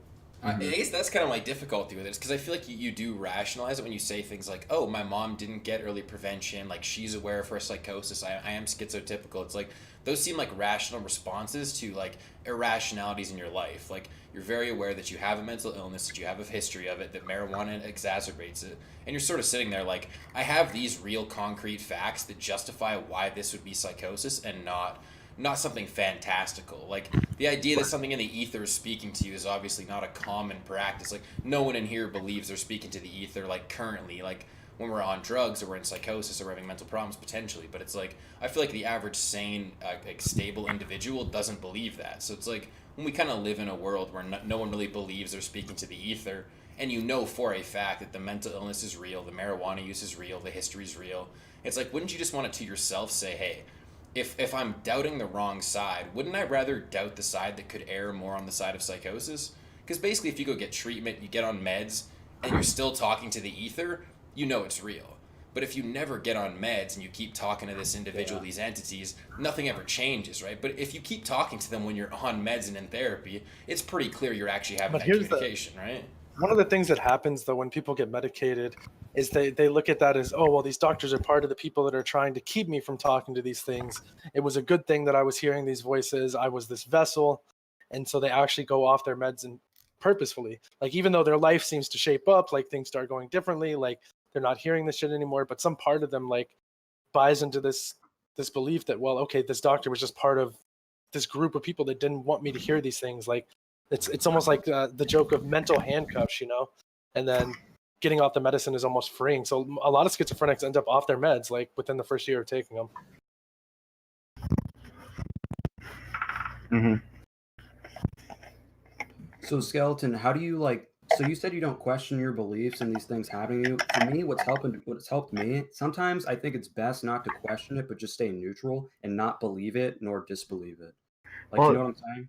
Yeah, I do definitely appreciate what you're saying, but I suppose my perspective on the thing, like as I stated before, with like pareidolia and like looking for patterns in day-to-day life, we definitely see what we choose to see, and I the reason I'm not really at fear for risk of psychosis is, with me, it's very different from everyone else who's experiencing psychotic episodes where I find that no matter how deep I go into it, I can always take a step back and sort of come out of it. It's sort of like bungee jumping off into the void. Oh, sorry to interrupt, but I got Jay Popovsky just subscribed to tier 1. Ooh, that's the emote king. That's our boy. Appreciate you, Jay Popovsky. Sorry to interrupt once again. No problem. I don't know. You're saying we're drawing connections that aren't there with this pareidolia thing, though. But can't that just be you justifying if you reverse it? You're getting rid of connections. Like, what do you? Well, yeah, exactly. See that there's sort of like an existential sort of joke there, where we can't really be aware of reality without perceiving it, but as we play philosophy games and add layers of abstraction to everything, we sort of start to view things on different cosmic scales, like microcosmic and macrocosmic, and everything is just a microcosm to a bigger macro. like Jimbo, like get like what if you like in your room you like just saw like this snake and it said hello Jimbo? Are you crazy, or did that snake actually exist? Okay, just because I saw it happen, I would still question, like, something's not right about that. Snakes don't talk. Like, how do you get that But then you're disconnected from assuming reality? that it didn't happen at the same time, even though it did. I mean, I witnessed it, but does that make it true? No. Exactly. That's the whole question. Like you don't. It's the same thing. Like if even if you witness something, is it still true? Because It's and interesting, only you though. witnessed it, right? It's interesting to me though, because in previous zeitgeists in history, stuff like that would have been seen as prophetic, whereas today, the only answer to that is that it must be delusion. And I mean, you Exactly. definitely got to think about who said it. If it would have been prophetic, if you like somebody like if we took you and just put you in history, and I mean, I don't want to assume your economic status, but I would guess that I guess just what is your economic status? Are you middle class, like super wealthy, white, upper class, or what? I'm below the poverty line. Okay, so somebody having delusions that, or I don't want to say they're delusions. Someone seeing those things would not be seen as like prophetic in the lower class. Like they would probably just be executed, burned at the stake, Right. like looked at as just an insane or a heretic or something like that. Well, Whereas, we used to burn witches during the Dark Ages. And what yeah, witches that's what I mean. were basically primitive medicine makers, and that's all that was. But I mean, That's actually like kind of reductionist. They just had their own like all of the shamanistic religions of Europe, like they're pretty niche and vague and kind of almost completely wiped out because of that. And they weren't just like medicine makers. They had their own shamanistic. I don't mean to be beliefs. reductive. No, you're fine, bro. Okay. Yeah. No, I And didn't. that's what I'm saying. So like, but you try to say that it would have been you would have been prophetic in history, and that's 100% not true. And like most people having those delusions would have probably just been like excluded from everything. No, like, because that's not what I'm trying to say. What I'm trying to say is that in the past, certain visions that are definitely similar to visions that a schizophrenic would have. Like in the Bible, if you read about seraphim and like little horn and stuff like that, I mean those were seen in that time by primitive man as being prophetic visions, whereas now, if someone experiences that, it's just delusion, is what I'm saying. yeah, oh yeah, true. I mean, but yeah, I would definitely say that like early on there was probably definitely some ties between mental illness and people that were seeing these prophetic things. Like, but that's my take on it. And I'm a super like just based in reality and science type person. So it's like I always think there's got to be an explanation for something. It can't be anything more than Metaphysics is a branch of science, though, isn't it? it's pseudoscience. Well, I suppose it's more versed in existentialism and philosophy and abstract thinking, but Is there anything you could hear that would convince you that what's going on in your life is a psychosis and not a reality? Like, what would be the things that would, like, what would it take for you to be like, oh shit? Like, what if it was, because like, I've definitely heard this before where, like, it was like a guy had, like, the implants they put in his teeth were able to pick up radio signals. So he thought he was fucking insane because he was hearing stray radio signals. So it's like, something like that. Like, if you were to find out that, like, in, like, where you live, there was, like, either like baby monitors or like cell phones or fucking like some sort of radio frequency that your computer was randomly picking up, like what would it take for you to actually be like to question what's going on with the, because basically one thing you haven't really elaborated on is what you're hearing. Like that's one thing you never got concrete about. I asked you to give me a sentence or a paragraph, but you couldn't provide anything. I'm really curious, like what are you actually hearing when like that's more what I'm curious about, because like the kind of things I would need to hear to believe they're real would be very detailed. Like if I was just hearing random bullshit, I would definitely assume that it's myself creating it, because if it's not new information or it's not revelatory, like how does it get, you don't give things that aren't revelatory. Like what's the point of me hearing some shit that's in my head already? It doesn't add up. So like what have you heard that would really like what's changed your perception for it being reality and not delusion? Because I just feel like what you hear has to really be impactful. Like it has to be like new information, does it not? Like is it just nothing? Is it just indecipherable? So the way that it's indecipherable, you're looking for what it means. Like, yeah, that's what he said, right? He said it's hard for him to decipher because it's staticky or. Because that makes me question, if you can't decipher it, why do you think there's meaning behind it? Because I just Aren't sort of you feel like, assigning meaning to gibberish then? exactly, are you not getting involved in exactly what you keep pointing out? You keep pointing out the whole, Well, it wasn't really gibberish, but the voices were distorted. Was what I was trying to communicate. okay, but you're not picking things. That's what I mean, right? It's like the idea that I'm getting auditory hallucinations, but they're not clear or revelatory, tells me they're hallucinations because, in fact, like that's the way I look at the world, right? Is that if I hop into a random Discord and I sit down, the things they'll be saying are not things in my head because these are individuals. Their vocabulary, their everything, their lexicon, what they're doing is not in my head. There's certain words I don't use just out of habit, etc. Like it's like Right. if the information's not internal to me, what I'd be hearing would be revelatory. It's like, Well- why I don't believe that dreams are prophetic, because I have dreams, but they're in my voice, they're in my language, they're things I've seen. I don't dream about things I've never seen or never experienced. So things like that, or like I have to have like seen them in a movie or something. But you know what I mean? It's like the way I look at my dreams is like there's nothing revelatory in there. There's no entity giving me things. It's my self-creating things. So when Right. it comes to what you're hearing, how do you like I asked earlier, like what is it that concrete in your mind really solidifies that this is external information and not internal creation?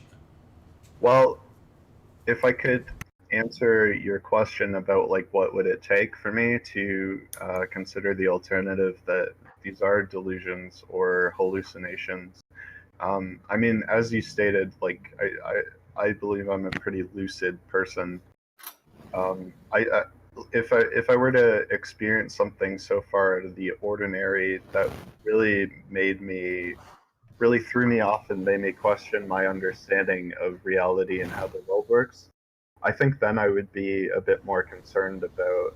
Okay, so what's your explanation for why you get this crosstalk? I guess that's my next question. Is like, so what in your mind justifies why you, of all individuals in Canada, is receiving this information? Like, what in your mind is the thing that lets you know, like, it's okay that I'm getting this because of, you know, the other guy's obviously like, I was in a botnet, I was involved with the SSN number with this FBI guy, like, he has a reason for why he's a TI. So in your case, it's like, I mean, you don't identify as a TI, but you do identify with the fact that there is communication going through you. Like, what in your mind is the reason for that you don't consider it out of the realm of reality? Because for me, like, if I was to hear voices, the first thing I would probably do is, like, call my parents and go to a psych. Because I would be like, I mean, there's definitely been times when I've been high as fuck on K or some shit on my computer and thought I had Discord off and I wasn't, and I heard voices and was, like, losing it for a minute. But I, like, you know, I quickly realized, like, wait, this doesn't make sense. Like, you don't hear voices. So it's like... Right. Like, what about, that's what I'm really trying to get down to, is like, what about like your current reality makes what's happening to you not out of the ordinary? Because obviously you don't work an important job, like you're not some high up in politics. Like, what about your current life would justify why this information would be flowing to you? Well, the reason I believe that I've been experiencing these things is due to my field of research and the nature of what I've been getting into. I've basically been working on contact with the higher plane of reality, and communicating with these higher beings. These I suppose I view them as demigods right now. But just to stop you there, but like, what about this communication with higher entities is proven to not be delusion? You know, it's like, if you're to tell me that basically the reason why you have auditory hallucinations of the government putting cross chatter through you is because you have auditory hallucinations of demigods. But he doesn't think it's the government. I don't think it's the government. Though. No, but you think it's okay. Sorry, in the ether, it's other entities. But I mean, that's Right. kind of my issue. It's like what part of it is the part in reality? You know, like we're Well, all I in a guess- regular world. None of us in here are communicating with entities in the ether. So it's like. But I when mean, if when you look at that, No, but Right, his but point, you- his point that he said was that it's not outside of the realm of reality for these entities to be contacting me. But my question Because then it's comes something he back to: believes in, you know? if you've contacted these entities, what about that communication was solidified as being reality? it's almost self-fulfilling in the sense that if it's something that Yeah, like the It's premise something you're that he using for believes in? your Yeah. it's basically the premise for his argument is once again another delusion. So my issue, so I guess we reverse the argument. We come back to Yeah, it's- the original It is a full communication. circle now. Let's just come back to the demigods. So you're communicating with demigods how? Or we'll use the word demigod because that's just the easier term. Whatever. It's usually when I enter a meditative state. Okay, so you believe in a meditative state that you can communicate with it, but like, do you not find that out of the realm of reality for most individuals? Absolutely, I do. But I mean, like, as I stated before, I think there's a certain affair that we have with reality where when you sort of take a step back and view things on a big scale, you start to become more aware of these things. So why are you the chosen Well, okay. one, though? So Like, in reality, to answer your question of why I'm aware of this communication and why not everyone else is, I think anyone is capable of communicating. I think it takes awareness to sort of tap into that, though. Like, I mean, if you look at astronomers, thousands of years ago, we thought we were the center of the universe, and then we started looking out and discovering an outer space, which, at one point we weren't aware of, but now our understanding of reality has broadened and brought us to broader perspectives of our existence. And that's really all it is to it. That's what I've been doing. I mean, again, I can't say for certain whether I can't say for certain if I'm not just hallucinating these things or if they're not just in my head. I mean, I myself question that all the time on a daily basis. I'm This not. question is like about like your social circle. Like, do you have a lot of IRL friends? Like, do you have like a social circle you actively communicate with? Like what kind of social support system do you have? I have a few friends. I generally don't like to have a large circle of friends. I keep a smaller circle of close friends. But I mean, I have friends and I speak to people in real life, and I don't. With people with schizophrenia, and what I suppose I myself am puzzled by my own case because, like, I don't really experience clashes, and this isn't even what I'm speaking with you tonight isn't something that I usually open up a lot about. So, I that might I don't know if I sound a bit uncomfortable, but this is a little outside of my comfort zone to talk freely. Yeah, you can definitely hear it in your voice, but I think you're doing a perfect job. And once again, we don't want to come off as sounding hypocritical or condescending in any way, I don't really mind. Yeah, and like the point is just to get insight, and it's just sort of like, but I just feel like it's because you're so lucid and you have like a lot of insight into what you're saying. It's like part of me's just trying to like kind of maybe like jog like your mind to think that like that potentially this idea of contacting entities whatsoever through the meditative phase is the first problem.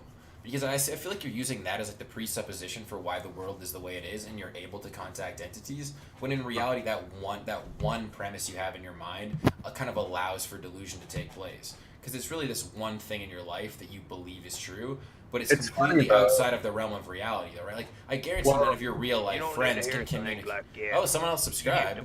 The fuck subscribe. That's my boy. All right, shout out to the fuck. Okay, back to you, sir.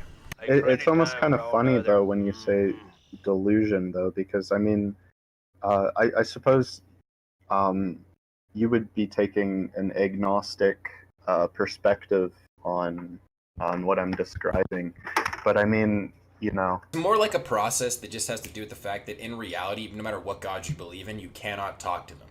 Like, we do not live in a world where other entities will speak to you in the human language, and if you believe that, it is a psychosis, because, like, that's the world we live in. Like, let's be realistic on, like, the full front of it, that, like, if we take society as a whole, most people who say they're claiming to speak with spirits and demons and whatever have been diagnosed as fucking mentally insane.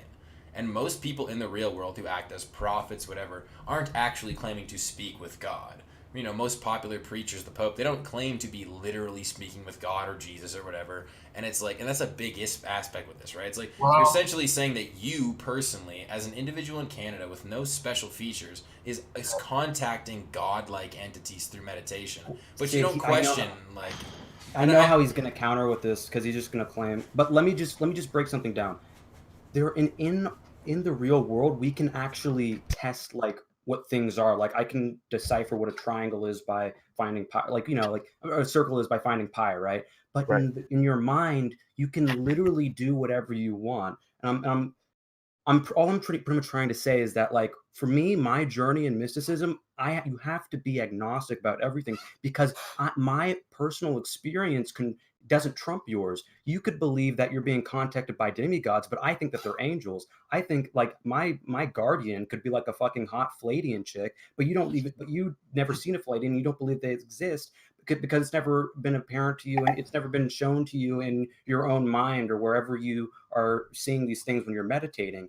You can't prove any of this stuff, so you have to be agnostic. It just can't be tested, or it doesn't matter. Like, I could, and that's my problem, is that that was a revelation to me when I was on these discords talking with people who I completely disagreed with about the objective reality, because there is no objective reality to metaphysics, not metaphysics, but the non-physical realm, or whatever you want to call it. Like, that's why I don't know why you're so attached to these thoughts. It's like, it's pretty obvious that, like, this is your own journey, man. Like, if you want to, like, if you're interested in hermeticism and it makes you feel like you're smart and cool, it made me feel like I was smart and cool even though I wasn't.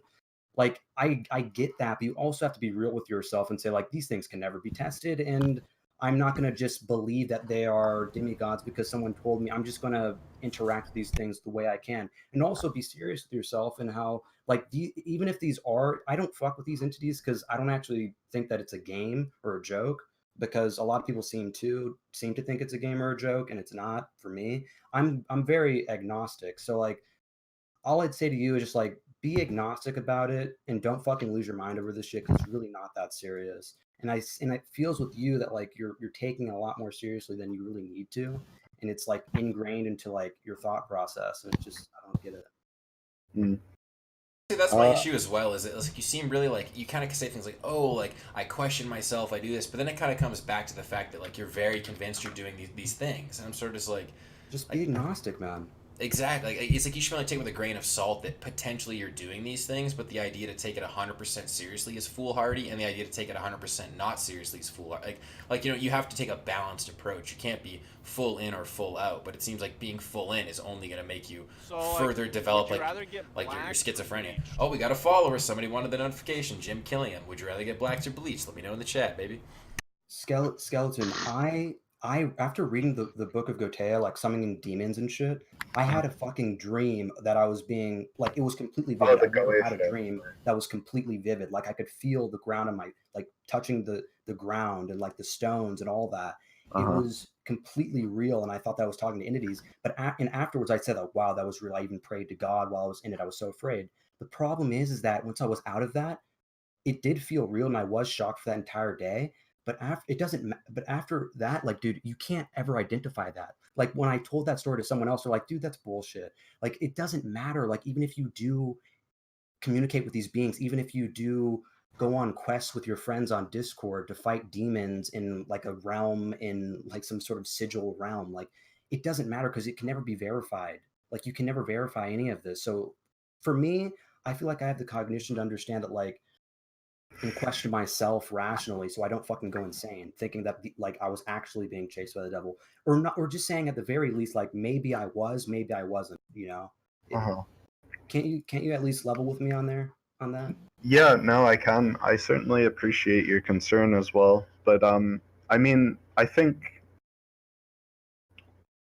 I just want to make it clear that I'm sort of assuming a role here for the sake of being able to provide a dialogue. Yeah. Like, this isn't really stuff that I speak about on a daily basis, and I'm sort of speaking as the role of someone who fully believes them when I myself am not fully certain of the nature of my experiences. Just for the sake of actually being able to have something to talk about here, because I mean, I mean that's what talking is about, right? You're producing right, yeah. dialogue. I'm certainly not as close to your suggestions as you might feel I am, which is, I mean, again, why I, you know, it's really odd to me that I'm able to lucidly look at these things but still sort of observe them. I don't know. I don't. I guess is there a sense of, like, feeling lost, like you really don't know? I suppose so, but then again, I mean, everyone feels lost in life, right? Everyone's just trying to find their niche in the world. Yeah, but I feel like when you feel lost, you don't normally like seek out things. It's like this, right? Like the way I look at the real world is like you kind of like can. It's like there's normies, internet people, people in the occult, whatever. But like when you look at the real world, when you're like searching for meaning, you often don't go to the far, far, far fringes unless there's like a reason. Like the people that end in the far, far fringes, it's like because a lot of bad things happen, etc. Like, but to end up at a place where like you unironically think that like you're communicating with these ancient deities or these like entities that are other dimensional or etc. It's like to say something like that as though like this is how I find acceptance on like believe me, this whole Discord is literally dedicated to showing off these subcultures, showing how people can be completely different than the monolith name they you know they identify as, and showing that people really use the internet for community, for like connection, all this stuff. And it's like, and it seems like you're looking for those same things, but like, but to say that like it's not damaging to your health to believe, like to say I want to talk about deities and entities and the ether and these things, but then also to recognize I'm schizophrenic, I have a history of schizophrenia. This is not good for me to indulge myself in. Like there's certain, like it's like myself. I used to be a fucking big drinker. I used to be a fucking asshole. I fought my friends. Like I don't drink anymore, and when I do drink, I drink like 2 beers because I've recognized that like I can't drink and get drunk anymore because I become a fucking retard. So it's like if you're a person with like schizotypical, you have this history, you realize the things you're into are completely atypical from regular society, that anyone Right. you go talk to on the street is not going to recognize or empathize with you. It's like, shouldn't you kind of try to put these things away for focuses that you know will keep you in check? Because it just really feels like if you're talking about this stuff to talk about it, that's great. But when like it comes to your mental health, like I'm not gonna lie, I was concerned in this talk because it makes it seem like you're very lucid, you're coherent, you're aware, but you're also denying the fact that what you're clearly experiencing is auditory hallucinations. And it makes me sad because I'm just sort of like like I said, you're lucid enough to understand that like this history's there. You have the exacerbator of marijuana use. You've already been diagnosed. Like you're clearly in that sweet spot of in the age range too, right? You're right in the age of schizophrenia being developed. It's like you're in that Yeah. sweet spot. Why would It's you like not just want to 25 be way years more old. questioning? You know, it's like that's the part where like I guess myself, I'm so used to being the guy I fucking up think that I question my own behavior before other people's. But like I guess my question is like, why aren't you just questioning because you have this history? Why aren't you more skeptical of yourself? I guess is the question. um, yeah, I sorry to interrupt. That actually brought up my point. Is that I think my issue is that I question things too much. Uh, myself, I tend to view everything under a microscope and just sort of, I don't know, just dissect everything. And I don't know, I like to tinker with the machinations of reality, I suppose. And I think what Sid's trying to say is like, isn't that tinkering? Could it possibly doing more harm than good? Exactly. That is the point. It's just sort of like it doesn't feel like it's like you're testing it. You're testing like a weak. It's like this, right? Like people like who don't have a history of mental health can work more into like doing a ton of mushrooms and acid to really get deep into themselves. But people who have a history of schizophrenia, like they don't like. Bro, I had a half-pound of mushrooms at my bedside table, and I had a summer where like we're talking. I did mushrooms. The reason my name's Siddhartha is because I read the book Siddhartha like 5 fucking times. Once on mushrooms, like I just you know there's like people who can experiment with their psyches because they're not as fragile. But I feel like when you're in a position where like you're kind of coming from the state of like you know for a fact that you have like a fragile psyche, why would you want to indulge yourself in behaviors that clearly aren't good for your mental health? Like I don't feel like anything you've brought up today was really positive in your life. Like is there anything these deities or these entities or this communications giving you that you would say is like is worth like the potential animosity or like these schizophrenic potentially delusional feelings? Like if you're really believing the things that are happening, like what's the positive side to it that makes it worth continuing? Well, you know, I don't mean to like, I don't mean to get, not that I'm getting defensive or anything, but for me, it hasn't been so much a negative experience, to be honest. For me, I've kind of seen it as sort of a series of spiritual experiences, which, you know, I mean, as an agnostic, of course, you can question the validity of that. But I mean, everyday people on a day-to-day basis have what they consider spiritual experiences. And I mean, what I speak of to me isn't that far outside. I mean, it's a little esoteric, of course, but it's not that far outside of like Gnostic beliefs and like I've been really into Eastern philosophy lately, and non-dualism, and lately I've been on Hinduism a lot, which is why I speak of demigods. But it's just viewing basically the same belief system from a slightly different perspective. And I mean, all monotheistic religions branched out from what was once a polytheistic religion. So I mean, if you go to, if we were in India, and that's why I speak of sort of like the pareidolia of existence, and like reality is what your understanding and what your perspective on reality is.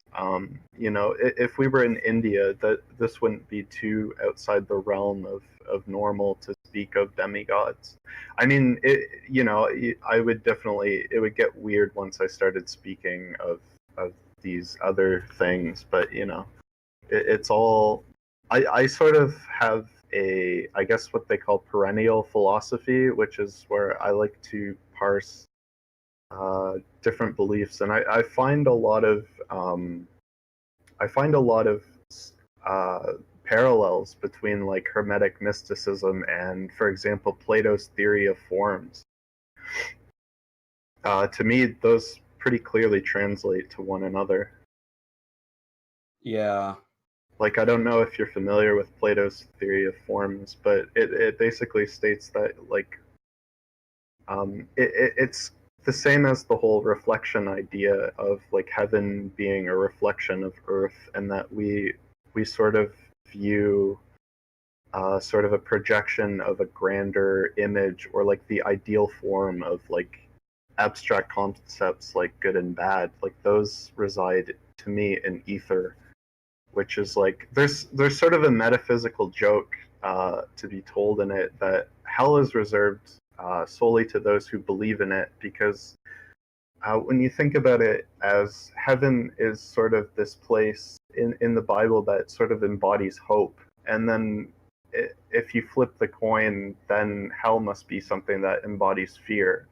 That's the duality of existence, is hope and fear. And it all, I myself realize that it all exists in metaphysical realms, which isn't a place that we as humans operate in. But that's viewing life with an extra dimension, which is how, to me, it, in a way, like, viewing it as the fourth dimension is a way to sort of visualize it. I would just say, for you, like, for me, what I would do is, just instead of saying demigods, I just call them fourth dimensional entities, and I called like the Great One, or the All, or whatever you want to call it, Metatron, maybe. God, and then the Demigur was like Damn, Metatron. and all that shit. But I would just tell you, like, it seems like you're just interested. I think I'm disconnecting, but I was just saying, like, if you're just interested in this stuff, like, yeah, just read it, but just try and stay agnostic, man. And, like, it sounds like you're just vaguely interested in it, just like an interest to you. So yeah, like, I don't see what if there's a big problem with that, but just be conscious that it may, like, mess with your psyche. It seemed like you kind of No, I appreciate the concern. I definitely do consider that. But I appreciate the concern that he had.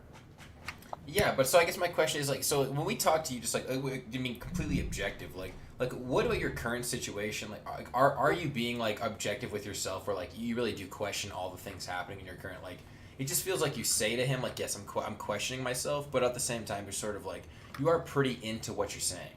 Like, you don't really, it's because you said, I don't really believe in what I believe, but it does feel like you don't really want to question what your current perception is, right? That's the thing, is when you say be objective. I mean, I absolutely am being subjective when I'm making these observations, but it's sort of viewing life with my eyes closed, in a way where you take one sense away and maybe heighten another sense.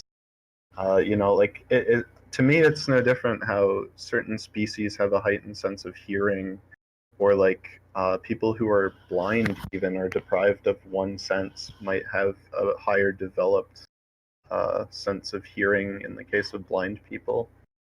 Skeleton Jelly, That how goes back to how my many point times have about you read The being chosen Kabillion? again, though. You think you're special here, and that's why you get all this. Like, you're Well, I making a don't time think I'm machine, special. You're hearing them. I You don't have think a I'm heightened special. spirituality. I think you're letting your ego get in the way a little bit here. But I guess my question would come out like, why is it you of all people that's able to communicate with? Because that's like the thing, right? Let's be like put into real. I guess what I'm saying about objectivity. It's like objectivity is that the world is not equal. Some people are better than others. Let's just be realistic about it. I am not the smartest person on earth. I never will be. I won't be the best spoken. I won't be the best looking. I won't be the tallest. So it's like in this I don't- world, I won't I be the don't most really- spiritual, and I will not be the most intelligent about occult matters.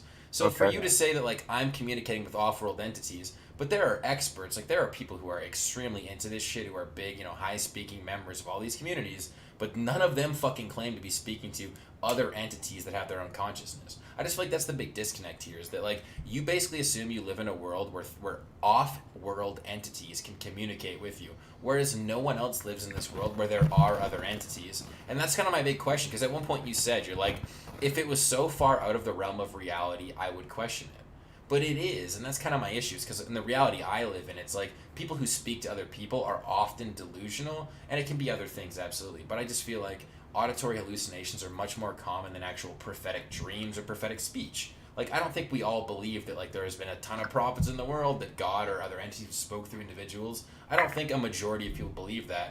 And I think a majority of intelligent people who are not, like, quote-unquote sheeple believe that. Like, we don't really believe that we're communicating fully in the English language with other entities. But you do truly believe that, right? Like, you truly believe you have communicated with off-world entities that are in a different dimension, right?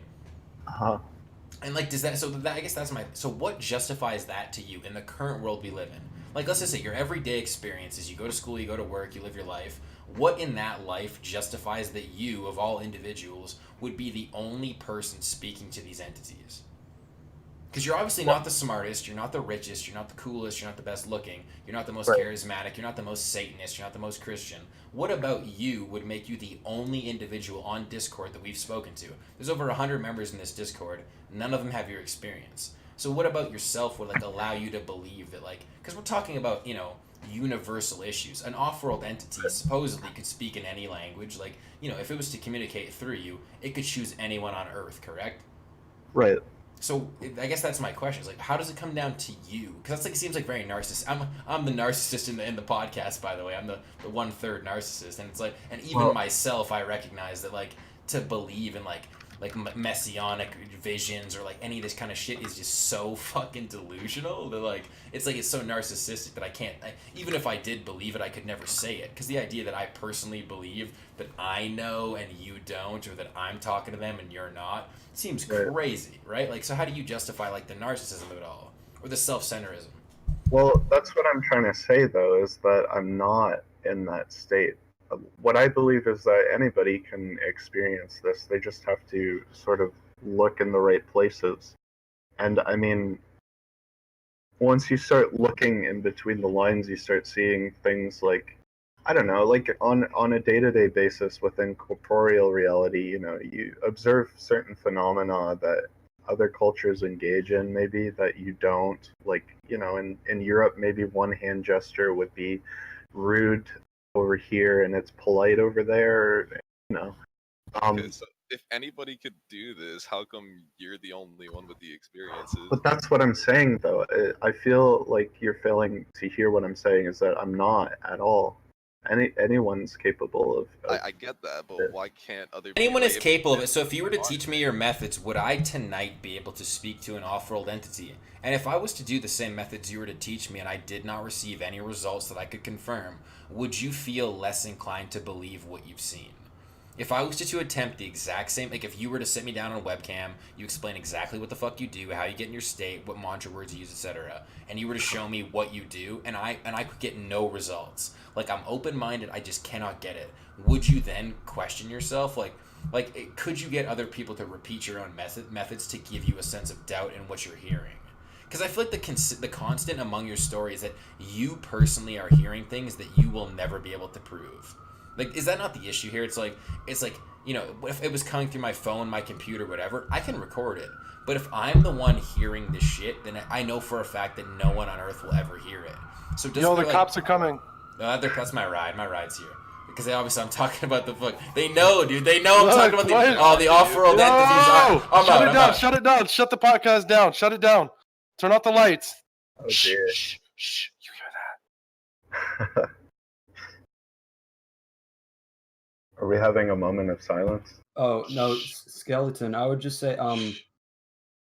Moment of silence. No, I'm just fucking around. All right, Grace, what were you gonna say? I was just gonna say fuck. Actually, it kind of slipped from my mind, but I think it had something to do with like how much literature have you read of this stuff? Like, do you think that because I've read you've read this literature that it's kind of like changed the way your mind works or something? Well, not necessarily in the sense of a change. I mean, the mind is a very elastic thing. I don't really believe that the mind can be changed in that sense. Okay, let me say something. I started reading about shamanism because I was just interested in it. Uh-huh. I think I could get anybody in this call convinced that some sort of shamanistic practices can work. Like if you asked me, like, I want to travel into the spirit world, I could probably get you to do it because it's actually it's scientifically proven. It's some sort of acid. But like, would I a hear rhythmic something? state. Like, would I hear something? Like an actual So this voice? is what would happen. This is what happened. I would lay you down on the ground. No fucking jokes. Like I would lay you down. Okay. Oh yeah. Open that pussy. I put the lube in the pussy. Okay, go on. All right, turn the lights off. I would turn the lights off, and I'd get a shamanistic drum, and go at a certain rhythm. Once I got that rhythm down, I would ask you to imagine that you are being taken down a hole. Okay.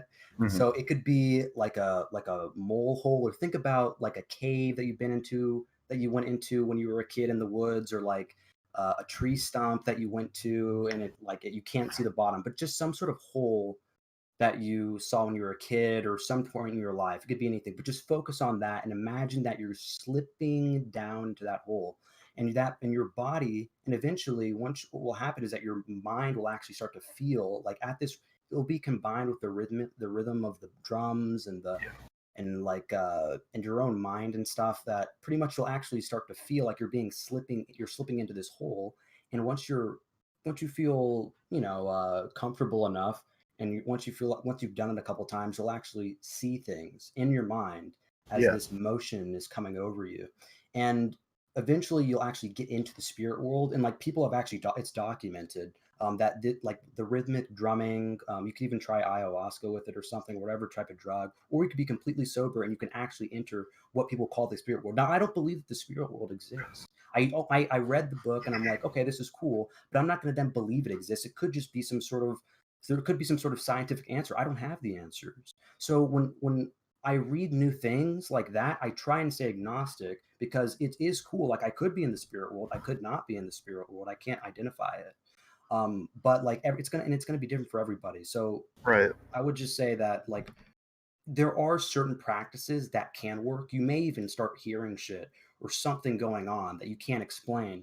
But even if you did start to feel these things, it doesn't necessarily mean that it's real. You just have to stay agnostic. And I think, Skeleton, you've already said that you are agnostic about this. So that's why I kind of stopped talking, because it seemed like you were agnostic and you're just trying to start a conversation or something. But like for Sid and other people who are interested, there are certain practices that you can use that will travel you to different places. I'd say read like The Way of the Shaman by Michael Harner. He has this really epic story about like he was a anthropologist and he went to Peru to talk with these shamans, and he went on this crazy journey. Like he went to this waterfall, and they went inside the waterfall, and he was able to talk to the spirits of ancestors that are like 2,000 years old, and like all this crazy stuff. And then he saw demons, and he's like a totally rational scientific guy that was claiming to have sights of biblical things in the Bible, even though he had never read the Bible. And these visions that were coming to him were prolific, and he said that he was going to die. But I don't know. I mean, at the end of the day, it's like, just stay agnostic and don't take this stupid shit too seriously, because you're not really that important. And that's what I keep to my heart, is like, I'm not that important. No, I totally, nobody gives a fuck about me. Okay. Yeah. So like no, I totally, I agree with you. I don't really think I'm special. Like I can't help but feel like there's sort of a narrative that's trying to be pushed on me here where Oh, I yeah. do like Well, no, I I feel like you're denying the fact that what you're saying isn't extremely unique. So the way we're saying it is not an ego-based thing. It's more on the lines of like I personally, I'm like very fucking sure I cannot personally speak one-on-one in the English language to an off-world entity. So I believe that even if we were to go through all the same shit, I wouldn't get the same results. And it's more about that. It's more about not the idea that you're special, but the idea that you're the only one getting this information from a set of tactics that we could all use. well, You know it what I mean? wasn't. Yeah, The idea is that you could You could show use us your own all, mind, yeah. but none of us would get that speech. We might get like the feelings, like we might think we're doing something, but I really doubt that we get this voice, the English language voice telling us things that we're like, holy shit, bro, demigods be talking to me. Because like I said, like when it comes to information, if it's not revelatory, I don't consider it new. Like that's how I live my life. Like I try to absorb information every day, but like my brain has a bunch of shit in it. Like when I dream, I don't dream of new shit, and like I don't feel like when you're communicating with people, they're telling you new shit. If they You told don't? you new shit, I'd be super fucking stoked to hear it. I'd be like, damn, but like what about what you're hearing is revelatory? Like what are you Wait, hearing so- that makes you go like, damn, boy? Because like I don't see new things. I see like an amalgamation of my life in the world, but I don't like. I'm not gonna generate something new from my own experience. It's like sitting in a I Discord for actually- 10 minutes with strangers. I'll learn more than I would like trying to talk to myself in meditation. Like that's sort of my attitude. Is like I just don't think through meditation I could get revelatory information, whereas through sitting in a Discord with other people for 10 minutes I could. Right? Like they're gonna speak in a way, they're gonna tell me things. Like what I'll get from them is revelatory. Even if it's small, it's revelatory. Whereas like when I speak to myself in a meditative phase, like nothing that's gonna be said to me will be new. Because you can't get Okay. new information from yourself. Like it's yours already. Well, So that's but what what I'm if you asking. did? Well, I'd be pretty stoked, but I mean, if it was something like I feel like I'd have a hard time not connecting it to my past or like it to be subconscious information. Like, Have you ever tried ayahuasca? No, that's like one. I've done DMT, but it didn't really quite work, and I've done a ton of hallucinogens, but never actually ayahuasca. So, like that. I mean, Would you ever do it? yeah, no, I would. Like, I literally worked with a dude on the railroad. I worked on the railroad with this crazy dude who grew weed, and he did ayahuasca his first time with David Icke, like the dude who thinks that like, all the government's reptilians and shit. What the fuck? Like he unironically, like his time doing ayahuasca was at the same time David Icke did it, and so Sounds he like That's because that's what they show you in the ayahuasca trips. They show you reptilian people who are, and the thing that's weird about ayahuasca that most people see the same thing, and others see, and they tell you stories, and these stories are actually they're able to be connected with others. It's always like lizards and like lizard men that are allegories to Satan, and it's I kind of want to just like I'm gonna send you like this book. Yeah, because I was like most people I know who've done ayahuasca say it's more like it's like the balance of all the good and bad in your life of like of re-experiencing everything you've done, but in a sense of like a true perspective of like being able to see yourself objectively and then like and feel the true emotion of like the reaction to what you did. So it's like seeing the bad things you've done and feeling terrible about them, seeing the sickening things you've done and really being sick over them, and then seeing the moments in your life that were truly beautiful and loving, and then like really appreciating them. Like most people I know have done ayahuasca really like put an emphasis on the balance that like it's not a good trip in the slightest because like you have to face everything you've done. right. Like that's my understanding of it, and like I like that for sure because I mean like that's why I like mushrooms Yeah. over acid because I feel like acid you do, and I mean I think acid should be called ecstasy because when you do acid like the feeling it gives you in your stomach and chest feels like love and limitless and so good, but when you do mushrooms you get the shakes, you get the pukes, you get uncertain, you get scared, you get nervous, you get sick, you get fucking self-conscious. You can definitely get there on enough acid though. Like I mean, what's the most like UGs you've ever taken in a trip? So like 4.5 tabs of like really Yeah, good so, acid. But I mean, like Like, even it's like that. I mean, like like that. those Like, ones like that's a too. fat trip. But it's like I feel like acid is like has much more of a confidence and a lightness to it, whereas shrooms always has that built-in layer of like the physical reaction. Like your body when it eats mushrooms does not react positively. It just doesn't. Like what you're eating Yeah. is not gonna get a good reaction. So the trip itself kind of reflects that. It's like there's an uneasiness in your stomach. There's a lot to a mushroom trip. Like I feel like when like I said, I read the book Siddhartha on mushrooms. And I read that book and I felt that the entire thing, like the fonts were changing on every page, but like I'd already read the book obviously, but when I got through it I was just like, damn, like I understood this shit. But it was like more because the book itself, like it rides those waves of being about his materialistic side, his ascetic side, like everything, it really like it rides the gamut of his life. So like as you go through it on mushrooms, like you feel the lows, you feel the highs. And I feel like that's kind of like the point of hallucinogens is to be like, here are the highs and lows of life. Like, So that what I is tell life people, like, is. that's like when I tell people to just watch Avatar on acid, because it's like just the best, like, good versus evil. I can't like- really watch movies on acid. Like I did that a few Really? times, but I would wait. I just like music, fucking just going in the woods, man. Like I like literally me and my boys like did a fat. We did no, because I mean shrooms I did a lot. Like bro, shrooms I've done like 14 grams personally. Like I literally did a half ounce, and it's like me and my boys were at this like beach called Paul's Tomb. It like overlooks this like. It looks at this huge mountain. It's like this big. It's like deep into the woods, so it's far from people. It's this beautiful beach, and we're just sitting there all day, crushed a 30-pack, so high on mushrooms, listening to music. But you still like, no matter what you're doing, you still have like the ebbs and flows of the high, of the feelings of how you're perceiving See, like it. And it's like, and that's like I think that's like what you're supposed to gain out of hallucinogens. Is like it can't be all good or all bad, and that's like life. Like, you know, it's all a fucking metaphor.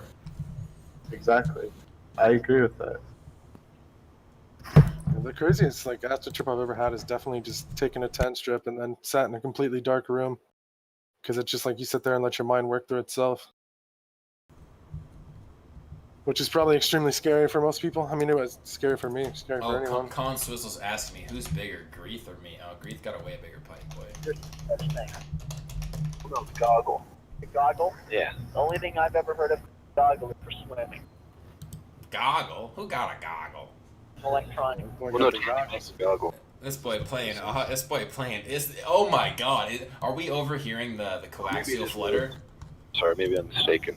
Bro, maybe he actually just has like an audio bleed going on. That's what I was saying. I was like, bro, if he found out, like, it's like that guy who had the teeth implants that were like pulling radio signals, and he was like, bro, I'm losing my mind. I have hallucinations. I'm schizo. They're like, nah, bro. Like, you're literally picking up the local radio station. Like, These things you've been asking for today. The only thing I carry What the fuck?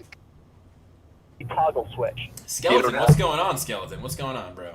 There's I'm getting like a lot of perpendicular crosstalk. Yeah, you understand that is not from an entity, right? I literally hear that. Yeah, dude. we That's can not- hear that. You literally have a connection issue where you are picking up signals from people's walkie-talkies.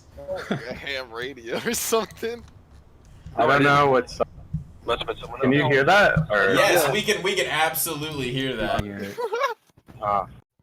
what's is that someone in the chat?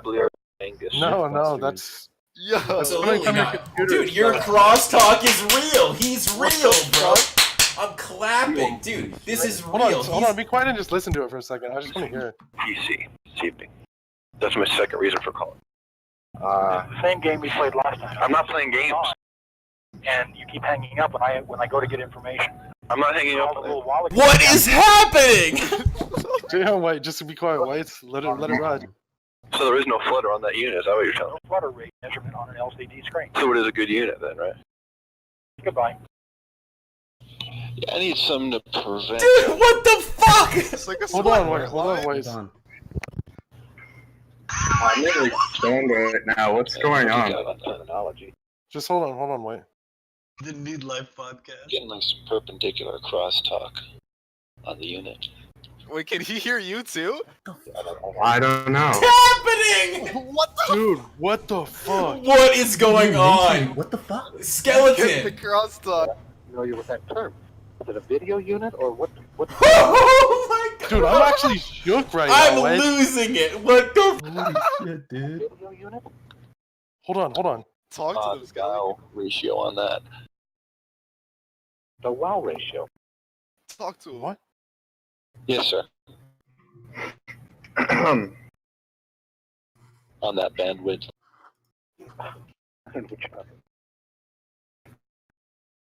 What's up, man? That's someone lay it on the line for. What the fuck, bro? Yo, Skeleton Jelly, like, hold your mic down permanently. Well, doesn't that make any sense? Okay. Why not? Bro, what is No, we going muted. on? No, he muted. Don't do that. Unmute Skeleton Jelly. Just like, Backing up, my friend. I mentioned I got some coaxial flutter on my unit.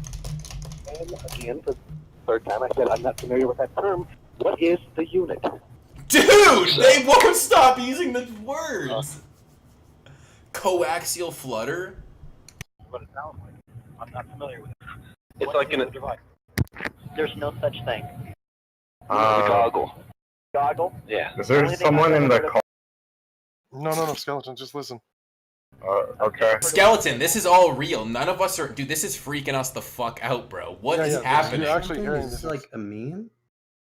Oh, maybe it is realistic then. Yeah, I'm sorry. Maybe I'm mistaken. Same company. Let me put you on hold. But like, dude, skeleton. Why are you picking this up? They're talking about coaxial flutter, and they're talking about what is going on, bro. Explain yourself.